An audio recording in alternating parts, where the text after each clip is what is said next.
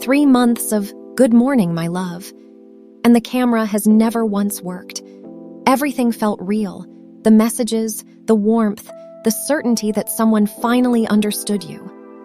But one small thing never happened, and by the end, you'll know why. This isn't about being lonely or naive or falling for something obvious. The people targeted here are worked by trained professionals running a script. The same 5 moves, in the same order, every time. So let's walk through all 5, calmly. And if the person you're worried about is someone you love, stay to the end. I'll show you how to help without pushing them away. Red flag 1 is who they claim to be. A profile that's too perfect and conveniently impossible to reach. The photos look like a model. The story is warm and always far away. Scammers lean on the same few cover jobs because these jobs explain why someone can never quite meet you. An engineer on an offshore oil rig, a soldier deployed overseas, a doctor working abroad. To be clear, a real person can have any of these jobs, and a real long-distance relationship is not a scam. The red flag isn't the job, it's that the job is always the reason they can't show up. So here's your first tool. Run one of their photos through a reverse image search and see where else it lives online. Often that same face turns up on other profiles under different names because the photo was stolen from someone who has no idea. One honest caveat: scammers are starting to use AI to generate faces that won't show up anywhere, so it's your first check, not your last. If the photo's stolen, you have your answer in seconds. If it's clean, you're not safe yet. You're on to the next flag: how fast this is moving. Red flag 2, the speed. Real closeness builds slowly. You learn a person over weeks and months. A romance scam skips all of that. Within days, you're not just chatting, you're different from everyone else. You're a soulmate. They've never felt this way before. It arrives far too fast to be about you specifically, because it isn't. There's a name for this move: love bombing. A deliberate flood of affection, early and overwhelming, built to form a bond so quickly that your normal caution never catches up. And here's why it works. It's not a failing on your part. Being wanted feels wonderful, and wanting to trust someone kind to you is a healthy instinct. It's the best thing about you, not a weakness. The scammer's whole job is to take that good instinct and put it on fast forward. So when you catch yourself thinking, "I know it's fast, but it just feels meant to be," gently notice that speed is a tactic, not a feeling. The fix isn't cynicism, it's to slow down and let time reveal people. A real connection survives you taking it slow. A scam usually can't. And there's one thing taking it slow will expose: the wall. Red flag 3, the one this whole video has been building toward. The camera never turns on. Remember that quiet detail from the start? Months of messages, not one live video call? That's not shyness, and it's not bad luck. It's the wall, the single most reliable tell there is. Whatever excuse it's dressed in, a live face is the one thing a scammer usually cannot give you. So the excuses stack up, always just barely plausible. The signal's terrible on the rig. The camera broke, they're deployed, and it's not allowed. Every plan to finally meet or call falls apart at the last minute. Any one of these could happen to a real person once, but the pattern is the tell. It's never quite the right time to simply see each other's faces, live. So here's the move. Ask for a live video call, a real-time call where you talk and watch at the same time.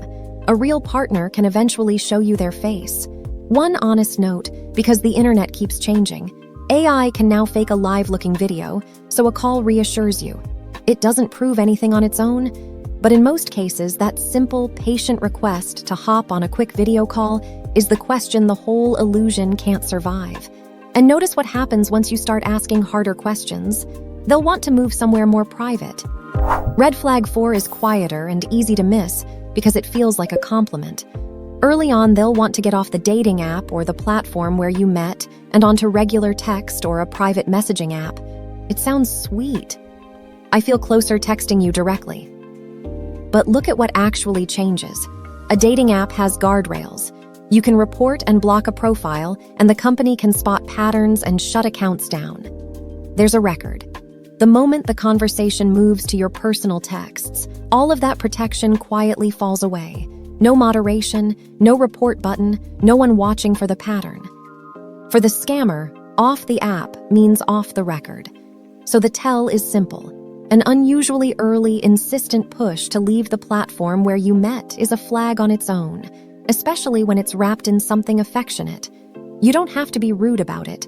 Just don't be in a hurry to leave the place that can actually protect you. Because all of this groundwork sets up the one moment it's been building toward. Red flag 5 is the whole point of the operation, and it always arrives the same way. Suddenly, wrapped in an emergency. For weeks or months, no mention of money. Then, out of nowhere, a crisis.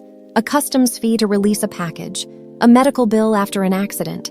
A plane ticket to finally come and meet you. Or the strangest one, a little help to unlock money of their own that's stuck somewhere. And here's the brightest line in the entire playbook. It's not just that they ask for money, it's how they ask you to send it. Watch for 4 methods: gift cards, a wire transfer, cryptocurrency, or a peer-to-peer payment app. These 4 are the scammer's favorites for one reason. Once the money is gone, it is extremely hard, often impossible to get back. There is no undo button. And to be precise, because it matters. In a romance scam, crypto is only ever a way to move money that can't be reversed. That's the entire role it plays here. So let this be your bright line, straight from the FTC. Never send money, gift cards, a wire, or cryptocurrency to someone you've met only online and never in person, no matter how real the feelings are, and no matter how urgent the emergency sounds. A request for money on a one-way rail isn't a rough patch in a real relationship. In a romance scam, it's the whole reason the relationship was built. Let's lock all 5 into one thing you can screenshot. Flag 1. A too-perfect partner always far away. The defense is a reverse image search. Flag 2. Instant soulmate. Love bombing at impossible speed. Slow down and let time reveal them. Flag 3. Never on a live video call. Simply ask for one, knowing a call reassures but doesn't prove. Flag 4. An early push to move you off the app onto private text. Stay where the guardrails are. Flag 5. A sudden, urgent request for money on a rail that can't be reversed. The FTC's bright line, never send money to someone you've only met online. 5 flags, 5 calm defenses. None of them require you to be a detective or to never trust again. They just ask you to slow down at the exact moments a scammer needs you to hurry. Now the part almost no one talks about, because maybe you're not watching this for yourself. Maybe it's someone you love, who's suddenly protective of a relationship that doesn't add up and pulls away every time you raise it. So let me be clear about the one thing that backfires. Don't attack the relationship and don't corner them. When someone feels judged, they defend the person they've bonded with even harder. And you push them toward the scammer. Lead with care. Sit beside them, not across from them. Try, gently, "I'm not judging you, and I'm not going anywhere." Then, softly, the line that removes the shame. The people who do this are trained professionals.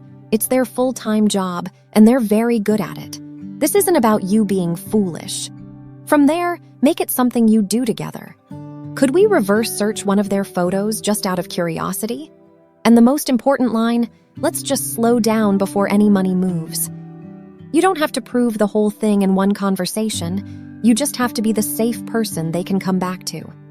And if you, or someone you love, has already sent money, please hear this. It is not weakness, and it is not too late to act. Report it. In the US, the FTC at Report Fraud FTC.gov and the FBI's Internet Crime Complaint Center, IC3, at IC3.gov. Reporting helps investigators and the next person. And the truth underneath all 5 flags is simple and kind. If this happened to you, you weren't weak. You were targeted by a professional. It's not weakness, it's a scam. If this gave you, or someone you care about, a calmer way to look at an online relationship, subscribe. That's the whole point of this channel. The digital world explained in plain English, so you and the people you love stay a step ahead. And watch this one next. The wrong number text that turns into a fake investment, a close cousin of this scam, with a different hook. Take care of each other out there.